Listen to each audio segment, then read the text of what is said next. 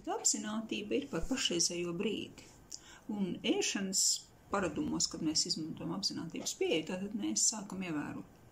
Un tas nav tikai, ka mēs sēžam pie galda un ēdam ar baudu, ja tā var teikt, vai arī pievēršam uzmanību tam kumosam. Būtībā apzinātība, esot par pašreizējo brīdi, vedina mūs pamanīt gan tās lietas, kuras mēs darām ēšanas laikā, gan arī tās lietas, kas vedina mūsu uz ēšanas procesu, kas ir tie triggeri patiesībā.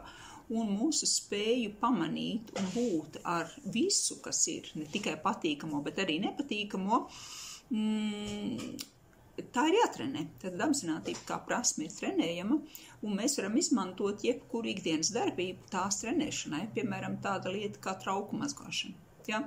Tiem, kuriem ir trauku mašīna, tie varētu darīt tā, ka vienkārši pievērš uzmanību tam, kā roka pārvieto šos traukus trauku mašīnā iekšā un ārā, kā tiek ieliets mazgāšanas līdzeklis, kā tiek ieslēgts pogas, piemēram, bet tās no mums, kas vēl joprojām mazgā trauks ar rokām, varētu trenēt savu apzinātību, spēju būt ar un spēju pamanīt, vienkārši pievēršot uzmanību tam, cik silts ir ūdens, kā smaržo trauku mazgāšanas līdzeklis, kā roka pārvietojās mazgājot traukus.